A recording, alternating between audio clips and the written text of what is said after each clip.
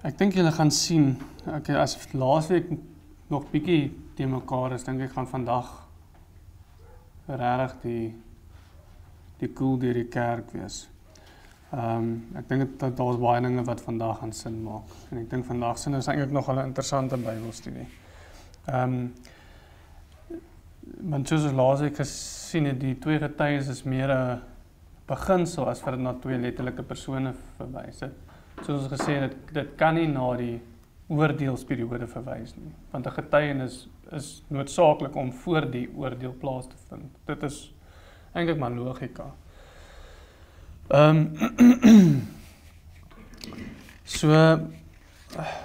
Ons gaan vandag, ons het laasweek so half na die tweede helfte van vers 2 gekyk en toe so vinnig aan vers 3 en 4 geraak. Maar ons gaan weer vanaand na vers 3 en 4 kyk, eintlik net na vers 3. Want ons het laas net gekyk na die eerste gedeelte van vers 3 en ek sal my twee getuies gee dat hulle. En toe kyk ons so vinnig na die twee getuies. Maar ons gaan verder kyk na vers 3 dan. En dan sal ons volgende week aangaan met vers 4. Maar net weer vers 3 as ek vinnig kan lees. En ek sal my twee getuies gee dat hulle met sakke bekleed 1260 dae lank sal profeteer. OK. As ek jou Bybeltjie terug, my liefie, kom ek gee hom vir jou.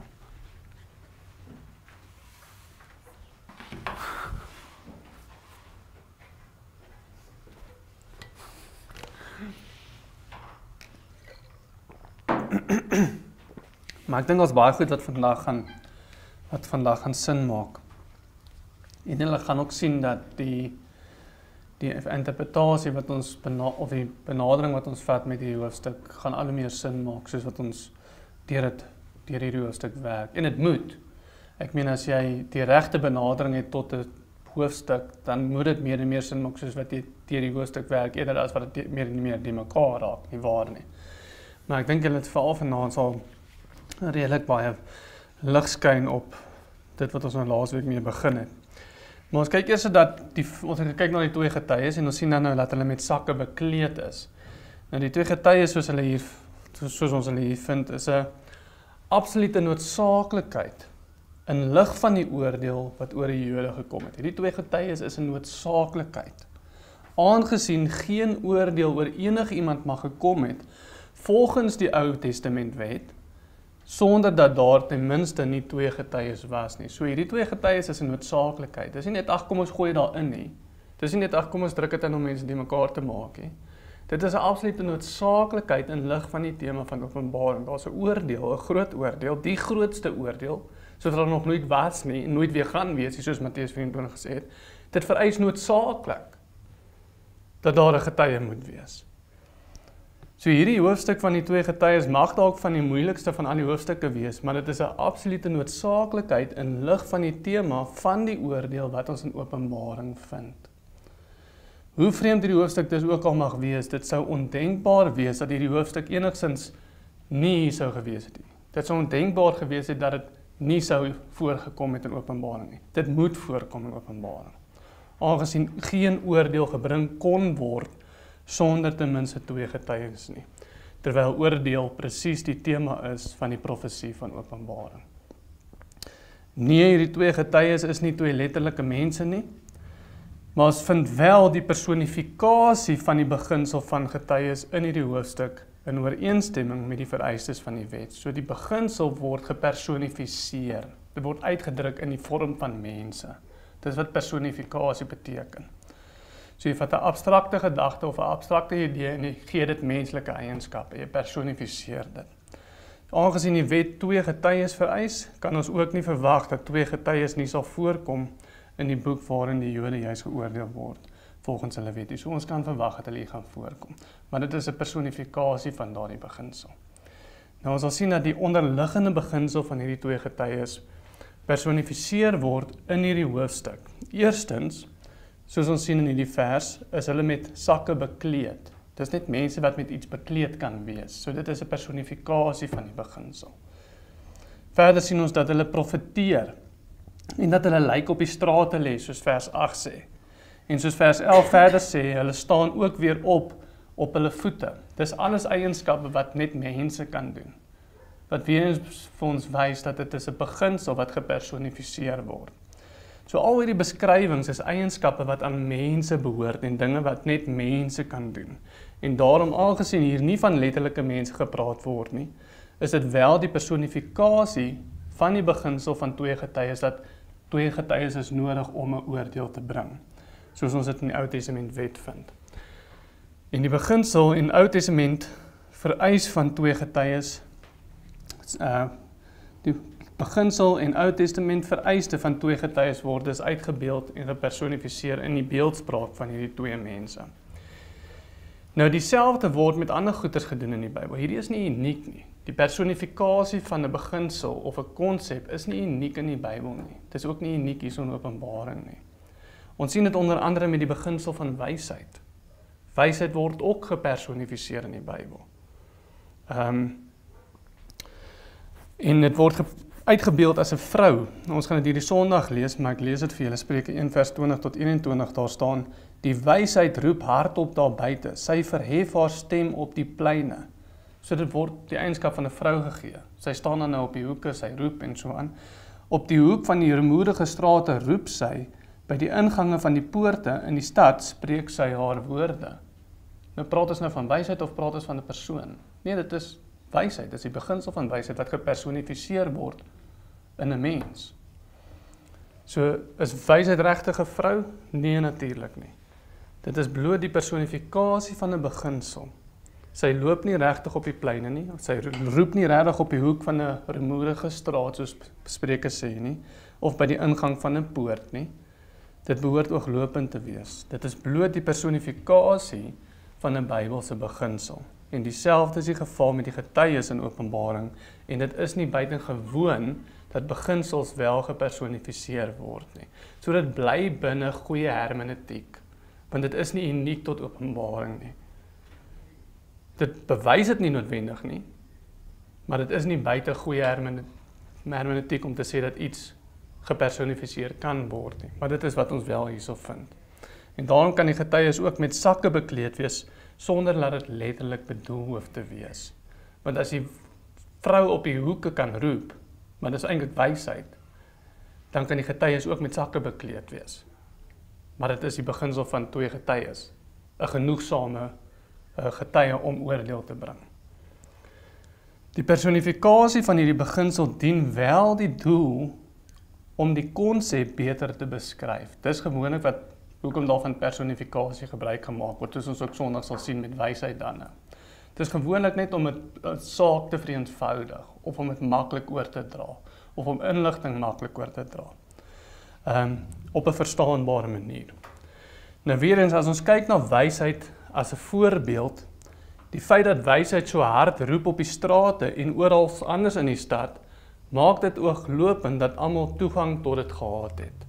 Sy roep oral, almal hoor dit, sy roep in die poorte van die stad, menende dis iets wat almal kon hoor. Wysheid is daar vir almal beskikbaar gewees. Daar moes net daarna geluister geword het. En daarom lees ons 'n paar verse later in Spreuke 1 vers 24 tot 26, daar staan: Omdat ek geroep en julle geweier het, ek my hand uitgestrek en niemand geluister het nie, en julle al my raad nie opgevolg en van my teregwysing nie wou geweet het nie, daarom sal ek ook lag by julle ondergang. Ek sal spot as julle verskrikkinge kom. So dit was daar vir almal beskikbaar. Die vrou wysheid roep oral, maar die feit van die saak is hulle wou maar net nie luister nie. So dis maar net personifikasie, maar net om 'n saak te vereenvoudig. En dit het so vereenvoudig dat dit maklik is om te verstaan, dat dit vir almal beskikbaar is, maar dan sê die Here my, julle wou nie luister nie. En daarom sal ek lag met julle ondergang.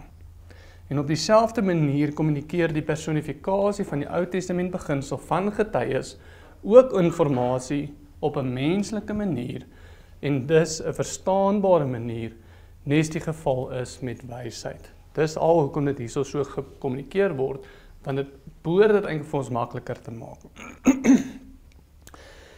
Nou in hierdie spesifieke gedeelte word hulle beskryf met die feit dat hulle met sakke bekleed was. Dis een manier hoe hulle beskryf is. En weer eens, as ons maar net ons Ou Testament ken, dan sal dit eintlik nie so moeilik wees om te verstaan wat hiermee bedoel word nie. Die sakke of sackcloth, soos wat die Engels van praat, Verwys na 'n roukleed. Dit is 'n roukleed wat gedra was. Dit praat in Engels van 'n sackcloth. En dit verwys na 'n roukleed. Jakob het dit aangetrek toe hy hoor dat Josef dood was. Soos ons lees in Genesis 37 vers 34. Maar dit was tipies gedra gewees. Hierdie sak was tipies gedra gewees waar teëspoed sou kom of waar dit klaar gekom het. Dit was nie net gedra waar dit klaar gekom het, dit was ook gedra waar dit sou kom of waar daar die voorspelling was dat dit sou kom. Meer prominent en in ooreenstemming meer prominent en in oorstemming, dis ooreenstemming, ek het dit verkeerd gespel, dis hoekom ek dit nie kan sê nie. Ek sê oorstemming, dis ooreenstemming. Ek hoor dit in my kop, maar hier staan nie dit wat in my kop staan nie. Maar meer prominent en in ooreenstemming, sien as ek hier na kyk en sê ek het reg, met Openbaring vind ons dit in die gevalle waar oordeel, verwoesting en teëspoed oor Jerusalem sou kom. Dis waar dit die mees algemeen voorkom. Is waar daar oordeel en verwoesting en teëspoed teen Jerusalem sou kom. Die Here vertel vir Jeremia dat hy Jerusalem gaan verwoes. Waarop ons lees in Jeremia 6 vers 26 die Here sê: Dogter van my volk, omgord jou met 'n roukleed en wentel jou in die as. Bedryf rou soos oor 'n enigste kind, 'n bittere rouklag, want skielik kom die verwoester oor ons. So hulle moes dit dra in antisipasie van die verwoesting wat oor Jerusalem sou kom. Koning Hizkia het dit aangetrek die oomblik toe hy hoor dat die Assiriërs op die punt gestaan het om Jerusalem te verwoes. Waar ons lees in 2 Konings 19 vers 1, en toe koning Hizkia dit hoor, het hy sy klere geskeur en hom met 'n roukleed bedek en in die huis van die Here gegaan. En dis toe wat die Here sê, maar moenie worry, ek sal julle red hierdie keer. Maar toe hy hoor dat die Assiriërs vir hulle goeie skree oor die mure en sê, maar ons gaan julle verwoes soos ons al die ander mense verwoes het, toe gaan trek hy dadelik sy rouklere aan. In terme van die komende verwoesting van Juda, lees ons in Joël 1 vers 8, daar staan: Wie klaag soos 'n jonkvrou wat oor die bruidegom van haar jeug met 'n roukleed omgord is. Joël natuurlik hoofsaaklike verwysing na 70 na Christus, want Petrus haal dit ons aan in sy preek in wat dit Handelinge 2 mos. Ook rakende Jerusalem se verwoesting lees ons in Amos 8 vers 10 tot 11 die Here sê: En ek verander julle feeste in rou en al julle liedere in klaagsang, en ek bring op alle lendene 'n roukleed en op alle hoofde kaalheid. En ek maak dit soos by die rou oor 'n enigste kind en die einde daarvan soos 'n bittere dag. Kyk, daar spreek die Here, daar kom daarmee en dit is iets wat nog moet kom. Hulle trek die roukleed voor die tyd al aan. Spreek die Here dat ek 'n honger in die land stuur, nie 'n honger na brood nie en nie 'n dors na water nie, maar om die woorde van die Here te hoor. Dieselfde is die geval in terme van Juda se verwoesting in Jesaja 3 vers 24 waar ons lees: Dan sal daar in plaas van balsemgeur mufheid wees, en in plaas van 'n gordel 'n tou, en in plaas van gevlegte hare kaalheid, en in plaas van 'n pronkgewaad 'n roukleed, brandmerk in plaas van skoonheid. Sakke, of althans dan nou 'n roukleed of sackcloth, soos die Engels daarvan praat, was dus algemeen gedra gewees waar ook al Jerusalem op die punt gestaan het om verwoes te word. Die getuies was wat dus sakke of althans 'n roukleed moes dra, is niks anders as die mense sowel as die profete wat rouklere moes gedra het wanneer ook al Jerusalem op die punt was om verwoes te word nie. Soos ons ook lees in Jeremia 4 vers 5 tot 8 waar staan: Verkondig in Juda en laat dit hoor in Jerusalem en sê: Blaas die bassein in die land. Ons is nou juist in die middel van die basseine. Roep hardop en sê: Kom by mekaar en laat ons in die versterkte stede ingaan. Steek op die baniers na Sion toe. Vlug, bly nie staan nie, want ek bring 'n onheil uit die noorde en 'n groot verwoesting. 'n Leeu het opgekom uit sy bos. en 'n verderwer van nasies het weggetrek, uitgegaan uit sy plek om jou land 'n woesterny te maak. Jou stede sal verwoes word sonder inwoners. Daarom omgord julle met rouklere, klaag en huil, want die torengloed van die Here teen ons het nie bedaar nie. Weereens in antisipasie vir die oordeel wat sou kom. Dit was nie noodwendig dat daar eers 'n oordeel was en dan het hulle rouklere gedra nie. Dit was baie keer en meer gereeld gedra in antisipasie vir die oordeel wat sou kom, spesifiek ook teen Juda en Jerusalem, soos ons nou hoeveel aanhalings ingehaal het.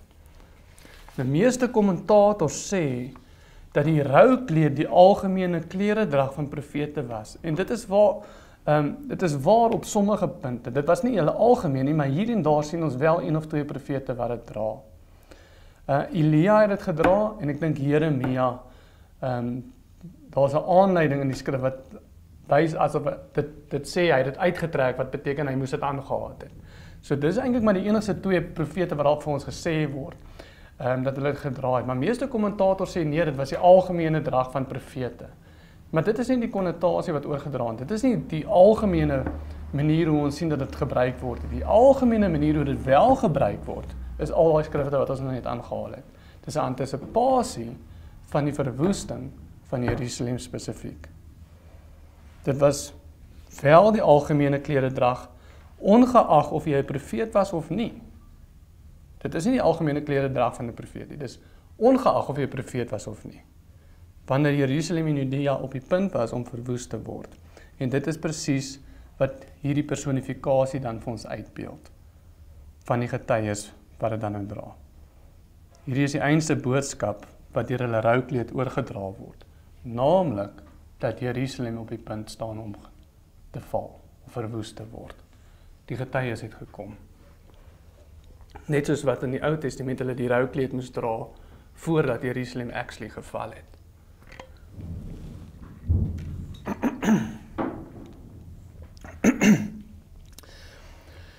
Nou ons lees dan verder van die 1260 dae lank wat hulle dan nou getuienis lewer as jy wil.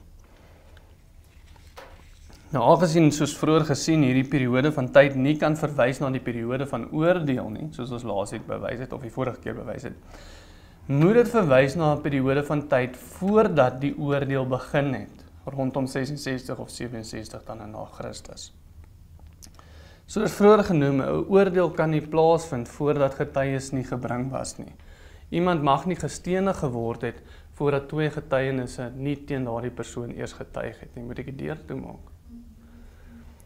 Nou aangesien die oordeel van Openbaring spesifiek teen Juda en Jerusalem is, dit is nou keer op keer bewys. Aangesien die oordeel van Openbaring spesifiek teen Juda en Jerusalem is, kan ons die logiese vraag vra. Binne watse periode van tyd wat deur die woord geondersteun kan word, dat ons nie net duimsuig of raai nie, maar wat wel deur die woord geondersteun word. Watse periode van tyd wat deur die Bybel geondersteun word, het hierdie getuienis wel plaasgevind? En die antwoord is die periode van die hele Ou Testament of die Ou Verbond. Die getuienis teen Jerusalem en Juda en die periode wat deur die Bybel bevestig word en geondersteun kan word, is die periode van die hele Ou Verbond. En dit kan Bybels bewys word. Dis die periode wat uit die Bybel uitbewys kan word. Daar's nie 'n ander periode van tyd nie. En ons gaan terugkom na hierdie toe. En julle sal sien hoekom ek so sê. Ons sal vind dat vandat die wet en die Ou Verbond aan Moses gegee was, vandat die Ou Verbond gegee was, het die getuienis al teen hulle begin. Dis wat deur die woord geondersteun word.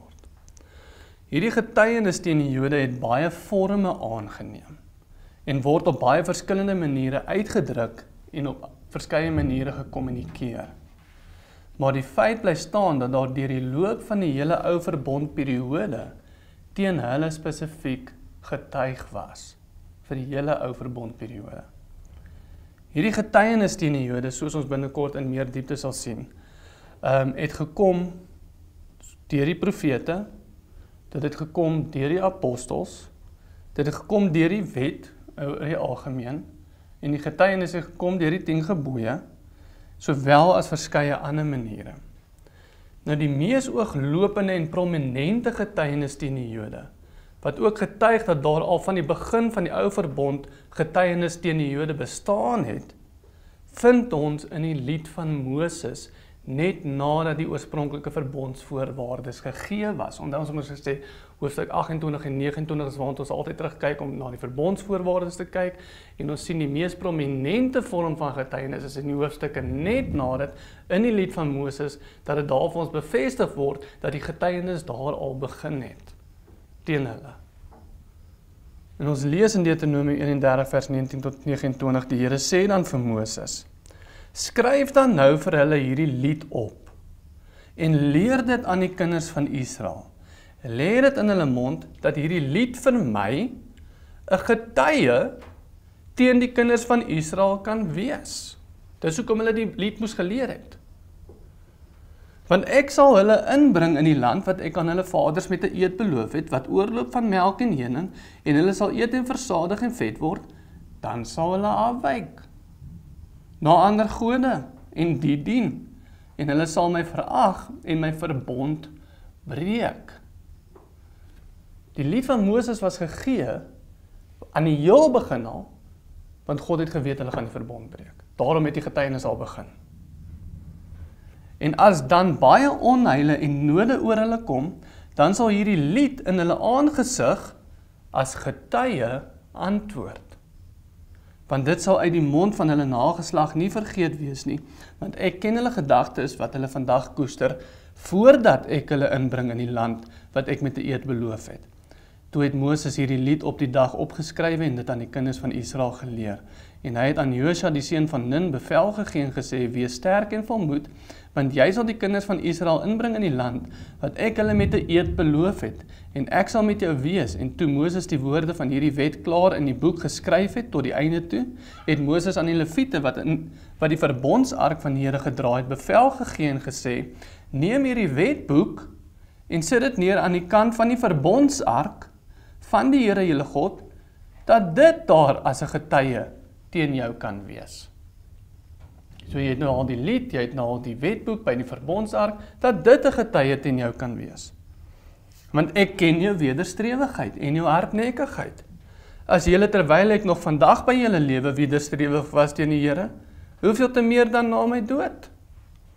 Laat al die oudstes van julle stamme en julle opsigters by my vergader, dat ek voor hulle ore hierdie woorde kan spreek, en teen hulle die hemel en die aarde as getuie kan neem. Daar het nou die hemel en die aarde wat getuig teen hulle. Want ek weet, sê Moses, dat julle na my dood gewis verderflik sal handel, en sal afwyk van die weg wat ek julle beveel het, sodat die onheil julle aan die einde van die dae sal teekom, omdat julle sal doen wat verkeerd is in die oë van die Here, en om deur die werk van julle hande te terg.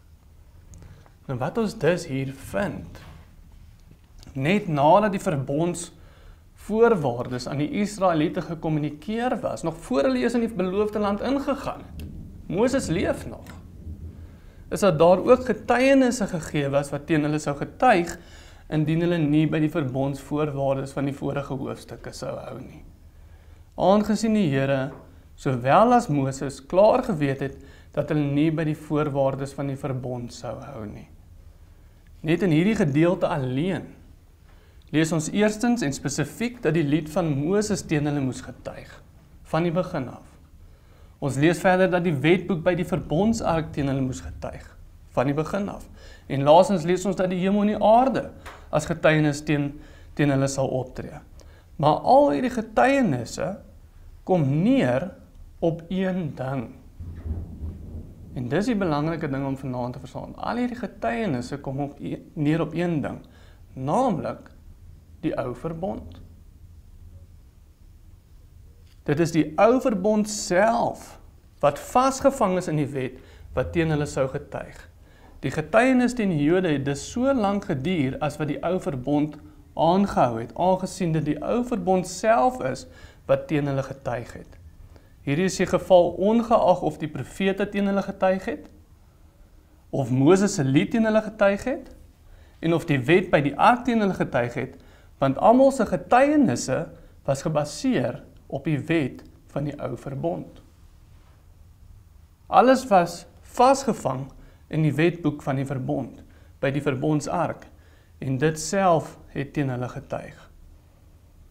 So, of het nou in die lied van Moses was, of het nou was in die wetboek, of het was die profete, of het was die apostels wat hulle gewaarsku het, alles was gebaseer op die ou verbond voorwaardes. Die profete het nie gekom met nuwe wet en gesê, maar julle, okay, kom ons ignoreer gou die ou verbond, maar julle gaan nou op hierdie nuwe wette geoordeel word nie. Nee, elke liewe getuienis wat nou al gebring was, die apostels, die profete was getuies gewees. Hulle het hulle verklaringe gemaak gebaseer op die ou verbond. Die wet by die verbondsark is die ou verbond. Moses se lied behels die voorwaardes van die ou verbond. Alles was vasgevang in die wetboek van die verbond, by die verbondsark en dit self het teen hulle getuig. En daarom lees ons ook, toe Josua die beloofde land binne gegaan het, in Josua 24 vers 26 tot 27 staan daar, en Josua het hierdie woorde in die wetboek van God geskrywe, en 'n groot klip geneem, en die daar opgerig, onder die eikeboom wat by die heilige plek van die Here is. Toe sê Josua aan die hele volk, kyk, hierdie klip sal 'n getuie teen ons wees. Dis toe hulle nou in die beloofde land ingegaan het. Kyk, hierdie klip sal 'n getuienis teen ons wees. Want hy het al die woorde van die Here gehoor, wat hy met ons gespreek het, en hy sal 'n getuie teen julle wees, sodat julle God nie verloon nie. So die klip self, wat die woorde van die Here gehoor het, die woorde van die verbond. Dis nie die klip wat getuig nie. Ek meen, 'n klip kan nie praat nie. Klip kan nie getuig nie. Maar die klip was daar, en 'n getuig van die ou verbond. Josua het die woorde daarop geskryf. So dit is nie die klip self wat getuig nie, maar die woorde van die ou verbond wat daarop staan wat teen hulle getuig. Al hierdie getuienisse kom neer op een ding, en dit kom neer op die ou verbond. Waarvan Josua ook 'n kopie gemaak het as 'n getuienis teen die mense.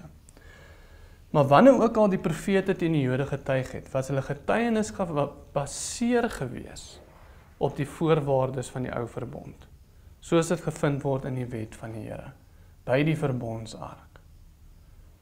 Nou, ons sal meer hieroor sê in Openbaring 21 vers 1. Maar dit moet ook verder opgelet word. En hierso is nou iets wat ek dink regtig vir ons die Bybel baie meer gaan laat sin maak. Maar dit moet verder opgelet word, dat saam met die getuienis van die lied van Moses, sowel as die getuienis van die wetboek, dat die getuienis van die hemel en die aarde ook binne die konteks staan van die getuienis van die ou verbond. Elke keer wanneer daar getuienis is, trek dit terug na die ou verbond toe. En hier kry ons nou die hemel en die aarde wat ook getuig. Maar dit is binne die konteks van die ou verbond wat getuig. In Openbaring 21 vers 1 sal ons praat van die nuwe hemel en die aarde. Maar soos ons sien in die Ou Testament is die hemel en aarde wat as 'n getuie dien, 'n verwysing na die ou verbond. Anders is dit die uitsondering. En dit pas dan in die konteks in nie. Nie die letterlike hemel en die aarde nie, maar die ou verbond. En daarom maak dit sin, wanneer ons in die konteks van Matteus 24 lees. Let wel, dis die konteks van Matteus 24 lees. In verse 34 en 35 daar staan, voorwaar ek sê vir julle, hierdie geslag, en hy praat met die geslag van Jode wat voor hom is, hierdie geslag sal sekerlik nie verbygaan, voordat al hierdie dinge gebeur het nie. En dit praat ons nou van die verwoesting van die tempel, en die oordeel wat oor hulle sou kom. Die hemel en die aarde sal verbygaan, maar my woorde sal nie verbygaan nie. Wat sy woorde, die oordeel wat hy net vir hulle gesê het.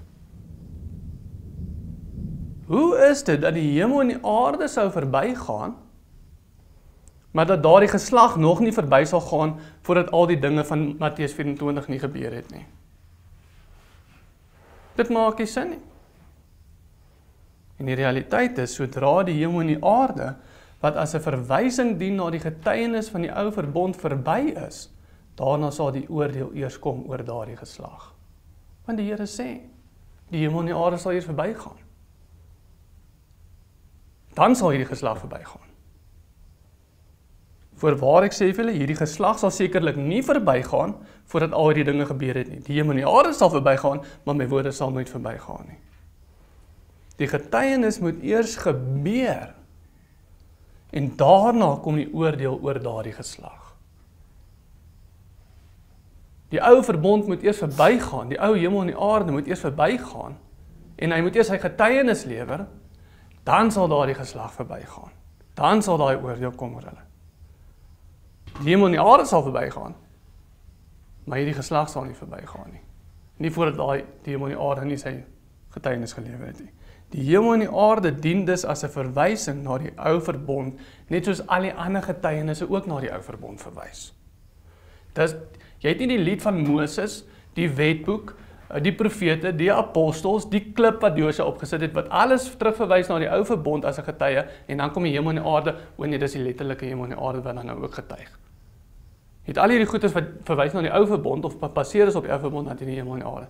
Nee, die hemel en die aarde kom in die konteks voor van ou verbond. Dis ook 'n verwysing na die ou verbond. Daarom kan die hemel en die aarde verbygaan, want dit is 'n verwysing na die ou verbond. Wat eers moet verbygaan, dan sal die oordeel kom oor daardie geslag. Die hemel en die aarde dien dus as 'n verwysing na die ou verbond, wat ook dien as 'n getuienis, waarna die oordeel oor die Jode eers sou kom. Wat dus ook beteken, dat daarna kry ons 'n nuwe hemel en aarde. Nie waar nie? Waarvan ons gaan lees in Openbaring hoofstuk 21. Met ander woorde, 'n nuwe verbond. Is julle skepties? Of maak dit sin?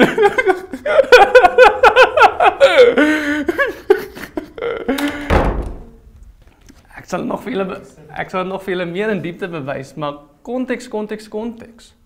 Daai kom voor in die konteks van Matteus 24. Die getuienisse in die Ou Testament kom voor in die konteks van die ou verbond wat teen hulle gaan getuig. Die getuienis het dus verskeie forme aangeneem en was op verskeie maniere gekommunikeer, maar almal kom neer op een punt. Dit kom neer op die ou verbond.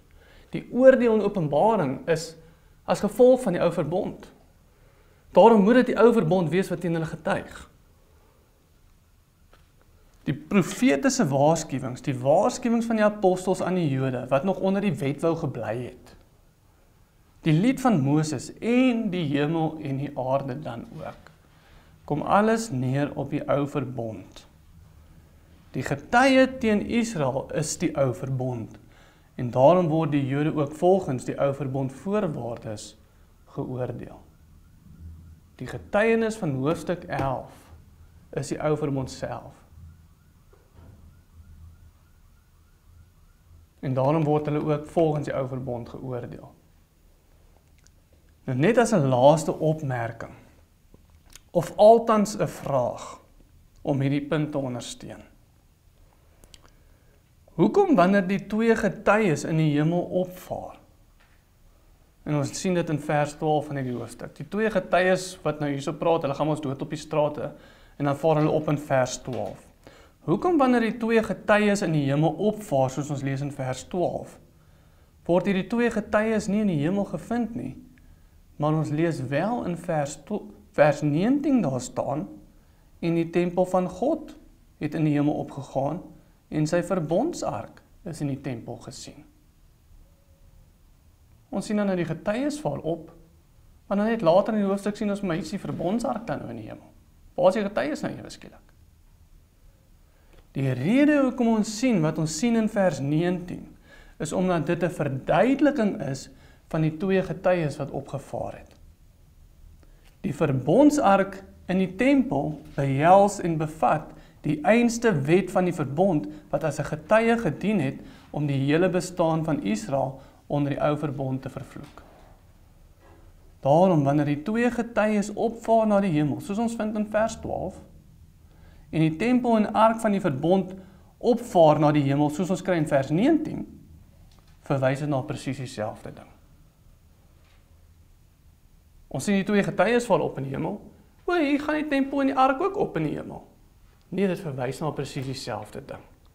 Want hulle is volgens daai wet geoordeel. Dit was die getuie teen hulle. Daar is nie nou ewe skielik twee goed wat hier vaar ding op, o, hier vaar nog 'n ding op. Nee, dit is 'n verduideliking van die twee getuies wat ons kry.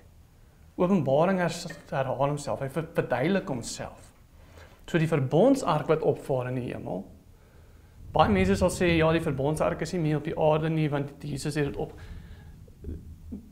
Dit is dalk waar, maar dit is die enigste getuie wat daar vir hulle gegee was, deur die loop van die ou verbond.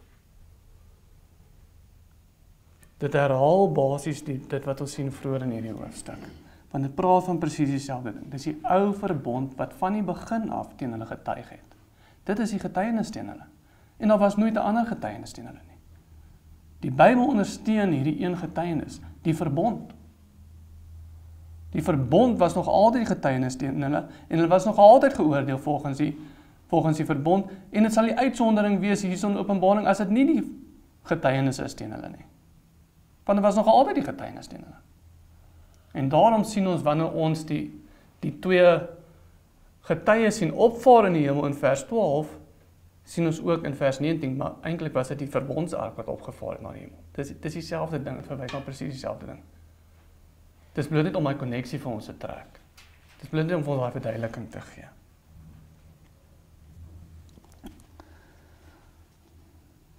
Nou, hoekom net 1260 dae? Maak dit sin daai wat ek nou gesê het? Hierdie hoofstuk begin nou al meer sin maak, né? Of dit is net vir my? Maak dit sin dan nie? Ek wil nie daai 1200. Ek gaan nou oor hom praat. So, hoekom dan net, as dit die hele ou verbondperiode is, hoekom dan net 1260 dae lank? Want soos ons gesien het, wat die Bybel wel ondersteun, en dit ondersteun het keer op keer, is dat dit die ou verbond is wat getuig het. En dit het getuig vandat die ou verbond begin het. En dit was gegee as getuie, jy omdat God en Moses self geweet het, maar die Jode gaan afvallig raak. Nou as die Bybel alleenlik dit ondersteun, hoekom dan 1260 dae lank? Want dit is die onvolmaakte periode van tyd, onthou 3,5 jaar, van die ou verbond. 7 is volmaak, 3,5 is 'n gebroke 7, dit is onvolmaak.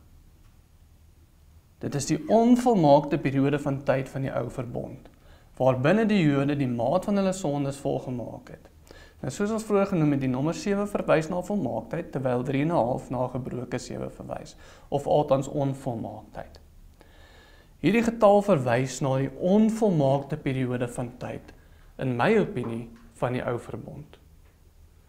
Hebreërs 8 vers 6 en 7 sê van Jesus in die nuwe verbond, maar nou het hy 'n voortreffeliker bediening verkry, vir sover hy ook 'n middelaar is van 'n beter verbond. Dit praat nou van die nuwe verbond, wat op beter beloftes wetlik gegrond is.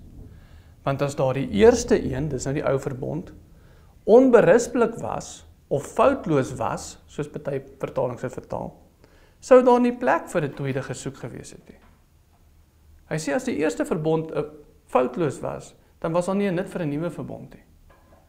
En die implikasie daarvan is, maar hy was vol foute. Daar was 'n probleem met hom. Want as hy nie was nie, dan sou daar nie 'n plek vir 'n tweede gewees het nie, sê die skrywer van Hebreërs.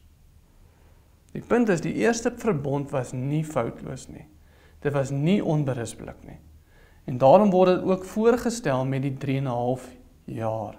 In kontras met die rus van die nuwe verbond, wat weer vasgevang word in die 7de dag. Die nuwe verbond word vasgevang in Hebreërs in die 7de dag. Wat dus vir ons kan sê, dat die 3,5 dae kan wel na die ou verbond verwys, as die 7de dag na, of die nommer 7 verwys na die nuwe verbond. Ons lees in Hebreërs 4 vers 1 tot 11 daar staan. Laat ons dan vrees dat terwyl die belofte om in sy rus in te gaan nog stand hou, dit nie miskien sal blyk dat iemand van julle agtergebly het nie. Want aan ons is die evangelie ook verkondig, net soos aan hulle, maar die woord van die prediking het hulle nie gebaat nie, omdat dit by die hoorders nie by die geloof verenig was nie. Want ons wat geglo het, gaan die rus in. Soos hy gesê het, daarom het ek in my toren gesweer, hulle sal my rus nie ingaan nie, alhoewel sy werke van die grondlegging van die wêreld af volbring is. Want hy het eers van die 7de dag so gespreek, en God het op die 7de dag van al sy werke gerus, en nou hier weer, hulle sal my rus nie ingaan nie, terwyl dit dan so is, dat sommige daar ingaan, en diegene aan wie die evangelie eers verkondig is, deur ongehoorsaamheid nie ingegaan het nie, bepaal hy weer 'n sekere dag, naamlik vandag, as hy soveel later deur Dawid spreek, soos gesê is, vandag as julle sy stem hoor, verhard julle harte nie, want as Josua aan hulle rus gegee het, sou hy nie van 'n ander dag daarna gespreek het nie. Daar bly dus 'n Sabbatsrus oor vir die volk van God. Dit praat van die nuwe verbond. Dit praat van die 7de dag van rus. Die 7de dag van rus word vergelyk met die nuwe verbond. Dis die nommer 7. En as die 7de dag, dan kan die 3,5 na onvolmaaktheid verwys, want die 7 verwys juis na volmaaktheid. Laat ons dan beywer om in te gaan in die rus, sodat niemand in dieselfde voorbeeld van ongehoorsaamheid mag val nie. Die 7de dag van rus verwys na die nuwe verbond. Dit is die volmaakte verbond. Terwyl die periode van die ou verbond, wat nie volmaak was nie, wat sal die woorde wat hy gebruik?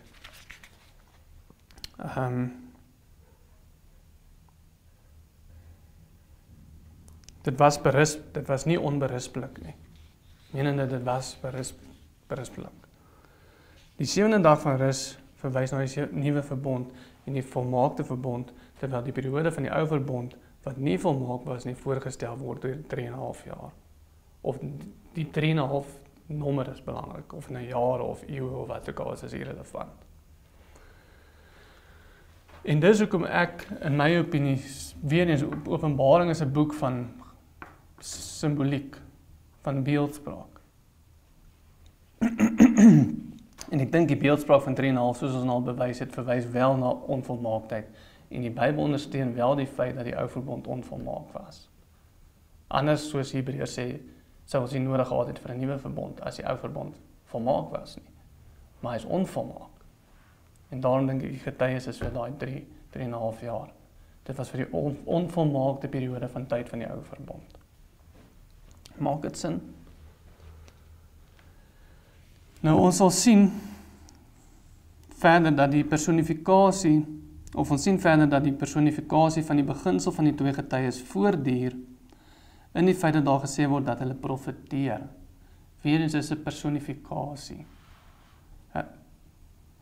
Die personifikasie van hulle wat as profete dien, ondersteun ook die feit dat die getuies 'n verwysing is na die getuienis van die ou verbond, vir die periode van die ou verbond.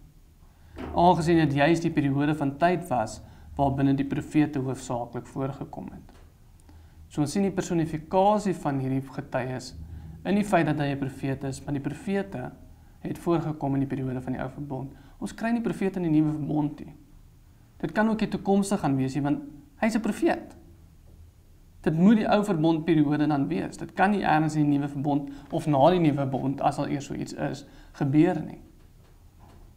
Want profete kom nie voor vandat die ou verbond verby is nie. Maar hierso word dit gesê hy's 'n profeet. Onthou Jesus sê ons die profete was tot op Johannes die Doper of so iets sê hy. Maar van toe word die koninkryk van God verkondig, sê hy ons. So die profete, hy word uitgebeeld of gepersonifiseer as 'n profeet, want die profete was binne die ou verbond, so dit ondersteun bloot die feit of die idee dat die periode van tyd vir hierdie getuies was wel die ou verbond periode van tyd. Die deurlopende natuur van die getuienis teen Juda, meen die feit dat hierdie twee getuies 'n verwysing is na die hele ou verbond periode, word verder ondersteun deur die personifikasie van hierdie twee getuies, aangesien hulle uitgebeeld word met die eienskappe van profete wat op verskillende tye in geskiedenis geleef het. So hulle word beskryf in forme van personifikasie, in terme van profete wat op verskillende tye deur die loop van die ou verbond geleef het. En ek sal nou vir julle sê wat ek daarmee bedoel. Vers 6 sê, hulle het mag om die hemel te sluit. Ons sal nog by vers 6 kom, maar net om vir julle 'n idee te gee. Hulle het mag om die hemel te sluit. Dis nou die mag van hierdie profete. So daar in die dae van hulle profesie geen reën val nie. En hulle het mag oor die waters om dit in bloed te verander en om die aarde te tref met allerlei pla, so dikwels as hulle wil. So dit is nog eienskappe wat aan hierdie twee getuies toegeskryf word in terme van hulle profetiese natuur. Nou dit was op Elia se woord dat die hemel vir 3,5 jaar toegesluit was, dat geen reën geval het nie. Moses het weer die water geslaan om in bloed te verander. So julle sal sien, hierdie profete word beskrywe aan dinge wat profete in die Ou Testament gedoen het, maar op verskillende tye van die Ou Testament. Moses het ook die land met plaag getref.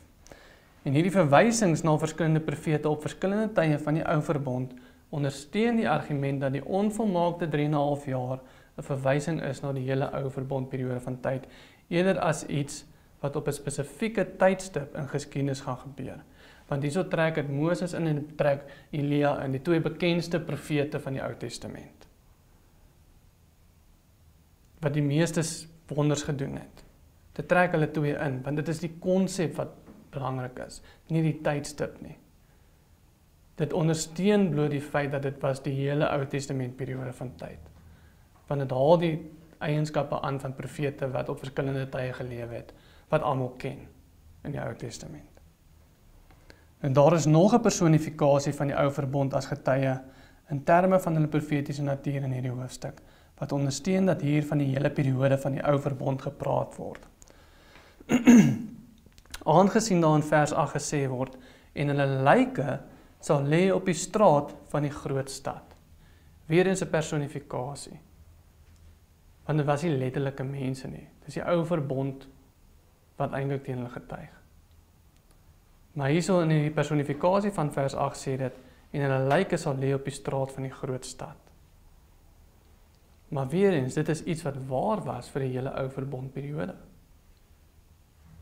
Hierdie was die realiteit van die profete vir die hele periode van die Ou Verbond, soos Jesus ook leer in die gelykenis van die landbouers, waar Jesus vertel dat hy keer op keer profete mos gestuur het. Ons lees dit in Matteus 21 vers 33 tot 46. Die gelykenis van die landbouers. Hy het keer op keer profete gestuur. Elke keer het hulle die profete doodgemaak.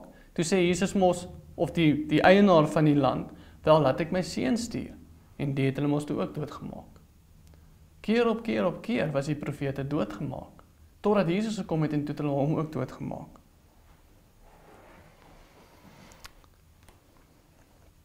En Jesus bevestig dit ook in Matteus 23 vers 37, waar hy sê, Jerusalem, Jerusalem, jy wat die profete doodmaak en stenig die wat na jou gestuur is.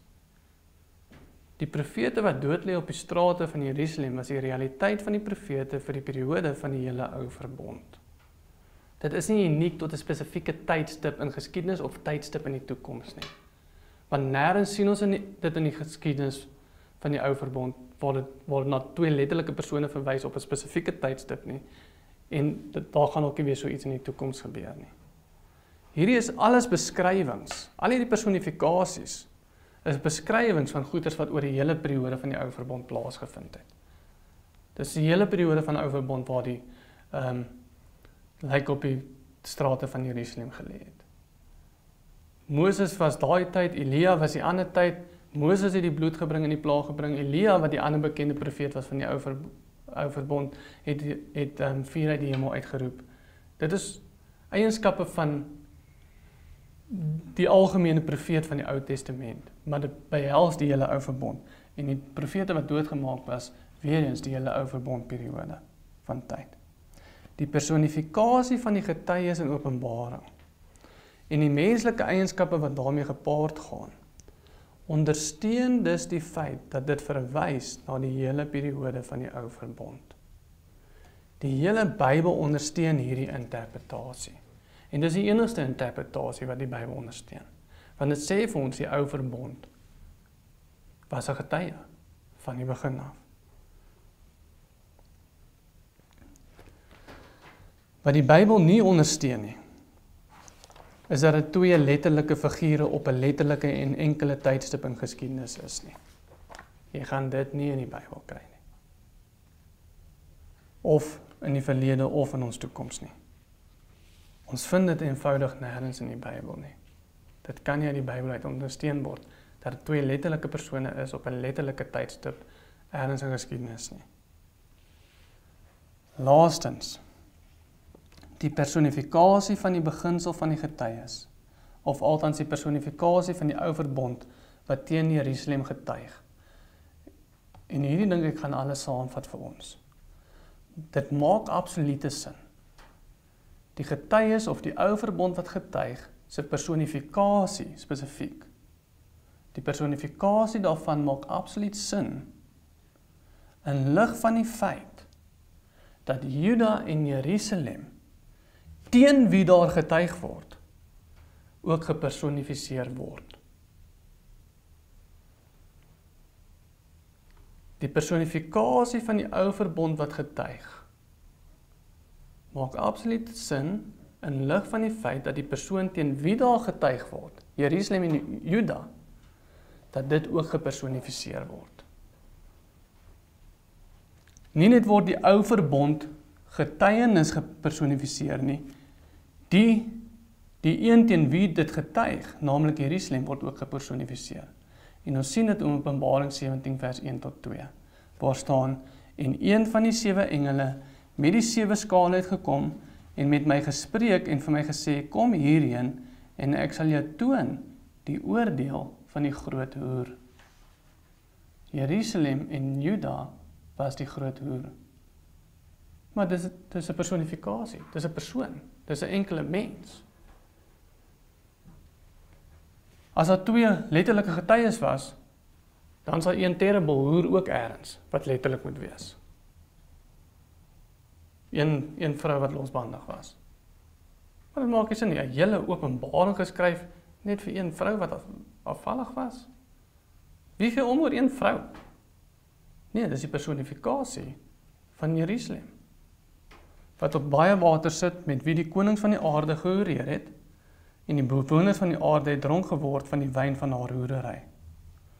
Jerusalem en Juda word vasgevang in een persoon. Dit word gepersonifiseer in die vorm van 'n hoer. Nou, aangesien die getuienis van die ou verbond personifiseer word, kan ons ook verwag dat die een teen wie hulle getuienis bring, ook gepersonifiseer word. En wragtig, dit is die geval. Dit is presies wat gebeur. Aangesien Jerusalem voorgestel word as die hoer wat veroordeel word. En daarom lees ons ook in Openbaring 17 vers 6, daar word gesê van die hoer, en ek het die vrou gesien, dronk van die bloed van die heiliges, en van die bloed van die getuies van Jesus. En ek het my uitermate verwonder toe ek haar sien. Hierdie hoer sit, wat Jerusalem wat gepersonifiseer was, sit met die bloed van die profete op haar hande. Juda en Jerusalem word geoordeel volgens die verbondsvoorwaardes. Dit is nou redelik bevestig in Openbaring. Juda en Jerusalem word geoordeel volgens die verbondsvoorwaardes. Dit is die verbond self wat teen hulle getuig. Maar terwyl dit wel die ou verbond is wat teen Jerusalem getuig, word dit gepersonifiseer deur die 2 getuies wat teen die hoer getuig. So die ou verbond word gepersonifiseer, Jerusalem word ook gepersonifiseer. En die een getuig teen die ander een. Dit maak absolute sin dan. Dat die getuienis ook gepersonifiseer word, aangesien die een teen wie daar getuig word, ook gepersonifiseer word in Openbaring. En dis al wat hoofstuk 11 is. Die getuies is die getuies wat ons oral in die Bybel kry. Dis al wat dit is. En as ons sien dat dit die verbondsark is wat opval in die hemel, maar net vroeër in die hoofstuk was dit, maar dis die 2 getuies wat opgeval het in die hemel. Nou is albei nou daar? Nee, die getuies is die verbondsark. Dit is die verbond met die wet daarbij. En die hele Bybel ondersteun daardie interpretasie, want oral waar ons lees van getuies in die Ou Testament teenoor Jerusalem, is dit altyd gebaseer op die ou verbond. Dis die ou verbond wat hulle getuig. En die hemel en die aarde praat van presies dieselfde ding. Maak dit sin? Maak hoofstuk 11 meer sin? Ek weet, dit is nou baie inligting. Maar onthou net die basics. Dit is nie twee mense nie, dit kan nie wees nie. Die oordeel moet kom, die getuienis moet kom voor die oordeel. Wat 'n periode van tyd was die ondersteun die Bybel was die getuienis gewees? Die hele ou verbondsperiode. Dis wat hier die Bybel ondersteun word. So die 3,5 jaar kan nie na 'n letterlike 3,5 jaar verwys nie. Anders sou ons daarvan gelees het, maar ons doen nie. Anders sou ons van twee letterlike mense in die Ou Testament gelees het, maar ons lees nie. Maar ons lees wel van die onperfekte verbond, waarin daar getuig was deur die verbond teen Jerusalem. En ons lees wel dat daardie verbond nou gepersonifiseer word en dit getuig teen die personifikasie van Jerusalem ook wat as hier voorgestel word. En daardie verbondsark gaan op in die hemel, want die getuies gaan op in die hemel. Dit is dieselfde ding. En die eienskappe wat ons kry van hierdie twee getuies, die feit dat hulle vuur neerroep, die feit dat hulle op die strate lê, dis alles voorbeelde van dit wat ons kry in die Ou Testament getuies van die profete. Dit ondersteun die feit, die personifikasies waarvan daar gebruik gemaak word, ondersteun die feit dat dit praat van die hele periode van die ou verbond. Want dit gebruik voorbeelde van die hele periode van die ou verbond. Maak dit sin? Nou ek dink die grootste shocker van vanaand is die hemel en die aarde.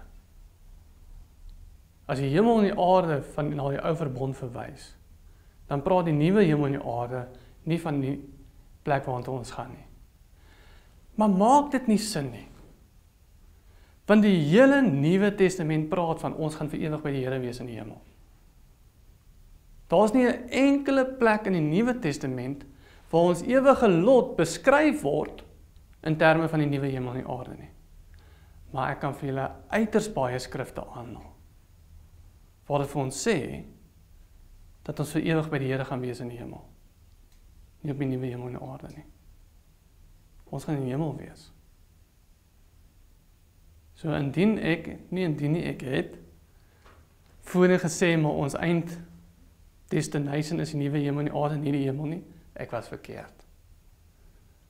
Ons ewige lewe is in die hemel en dit word keer op keer en gelees in die Ou Testament skrifte oor die hemel. Dis waartoe Lazarus gegaan het. Wat mos met die ryk man was in die hel en Lazarus was vir ewig in die hemel. Abraham hulle is daarso.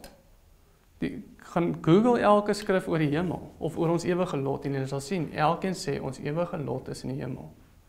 Nêrens ooit kry jy dat dit op die nuwe hemel en die aarde is.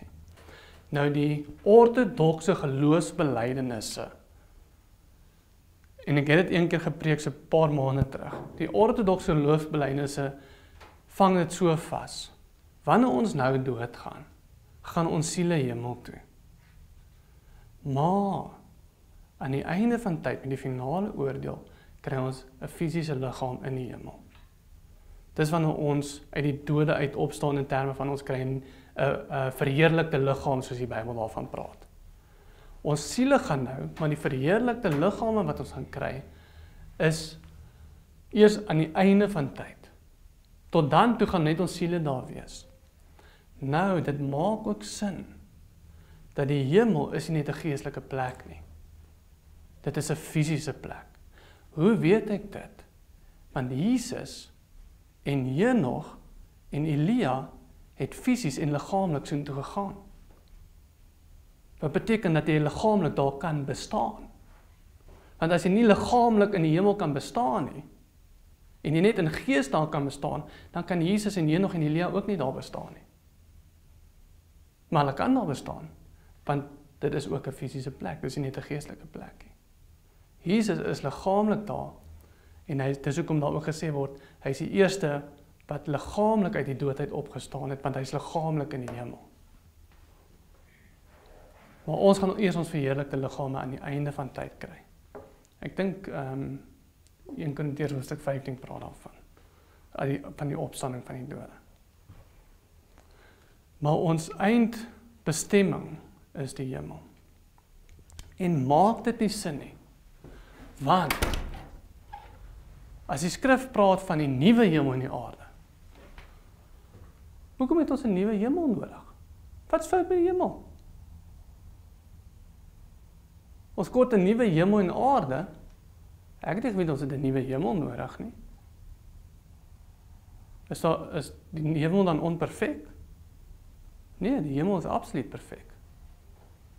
Die nuwe hemel en aarde praat van die nuwe verbond. Want die ou hemel en die aarde praat van die ou verbond. Ons het nie 'n nuwe hemel nodig nie, want die hemel wat nou daar bestaan, is 'n perfekte hemel. Die Here het nie 'n onperfekte hemel geskape, waar daar enigsins sonde is nie. Maak dit sin? Maak vir my sin. Want dit stem ooreen met die ortodokse geloof. Hierdie idee van dat ons gaan hemel toe, maar eendag gaan ons weer nuwe hemel en aarde toe gaan. Ons gaan weer terug om aarde toe. Dit het ingekruip deur die futuristiese siening. Want dis hulle wat gesê het, maar Jesus moet weer aarde toe kom om hierso te kom heers, om hierso weer 'n tempel te bou en om Israeliete weer bymekaar te kry.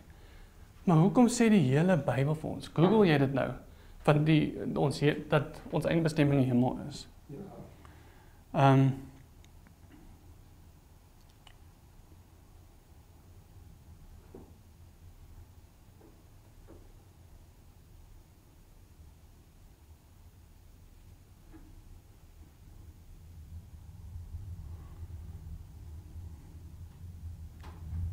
Check jou op.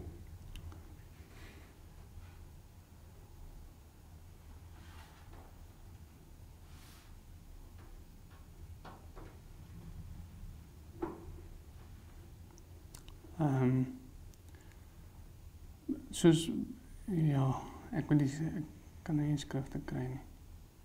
Ja, ek het Google ook nou verkeerde goed. Maar interessant, die vers wat daar kom is ook, nee, dit gaan nie bly. Ek lees dat om nie skat op aarde vir by mekaar, maar ek nie veel skat in die hemel by mekaar. Ok, nou maak ons skatte by die hemel by mekaar. Ons kom aarde toe. toe. Presies. Maar ons gaan eintlik op die aarde wees. So dan moet jy eintlik eerder vir jou skat op die aarde. Maak vir jou skat op die nuwe aarde by mekaar. Nee, nie hemel nie. En dan staan jy met dit by die nuwe hemel by mekaar. Ja, staan jy met die hemel by mekaar. Ja, want dis waar jy gaan. Want dis wat jy gaan, nie op die aarde dit by mekaar. Maar hoekom as jy hemel toe gaan wil jy die aarde toe? Dit maak nie sin nie, Tannie. Dis sleg. Dit maak eintlik Gelukkig baie stuk gemis. dit maak eintlik nie sin nie. So wanneer Openbaring 21 praat van die nuwe hemel en die aarde, dan praat dit bloot van die nuwe verbond. Want die ou verbond praat van die ou. En julle sal sien Petrus praat en ek dink as Jesaja wat praat van die nuwe hemel en die aarde. En julle sal sien as julle dit lees in terme van die nuwe verbond, dan maak dit sin. En as jy Is dit nie maar net waar die Here sê kyk ek maak alles nie. Nee, dit sal skoon wees kan. ja, ek ken nou nie konteks van daai skrif nie. Ek dink nie daaraan nie. Maar soos ek sê, mens moet maar alles in konteks lees.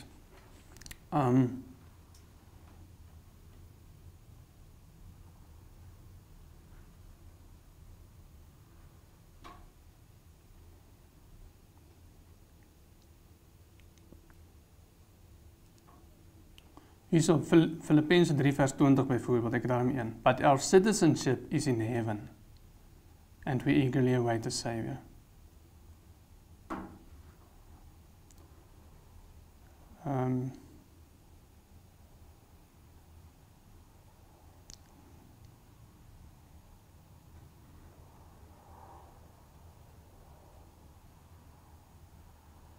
The Lord will rescue me from every harmful deed and will bring me safely into His heavenly kingdom.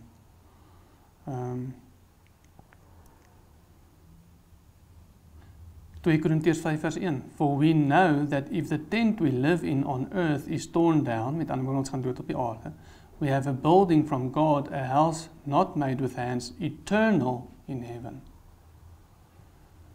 Nie eternal in heaven of temporary in heaven and then we go to the new heaven, new earth nie. It is eternal in heaven. Soos ek sê, elke skrif in die Nuwe Testament wat praat van ons ewige lot, en jy wat nou sê, ons gaar van ons skat in die hemel, dit praat van ons ewige lot in die hemel. Dit is die algemene konsensus van die Nuwe Testament. En die algemene konsensus van historiese geloofsbelijdenisse deur al die eeue. So as die ou verbond uitgebeeld word in terme van die hemel en die aarde, dan is die nuwe hemel en die aarde verwysing na die nuwe verbond. Maar soos ek sê, ons gaan meer daarna kyk in hoofstuk 21 van Openbaring. Maar maak dit sin? Ek dink dit maak sin. Maak hoofstuk 11 sin. Ek dink hoofstuk 11 gaan meer sin maak nou. As jy kyk, maar wat is die getuies in die Ou Testament? Dus, of wanneer was die getuies? Die taal was altyd vir my snaaks. Ja. Dit verstaan. Ja. Okay.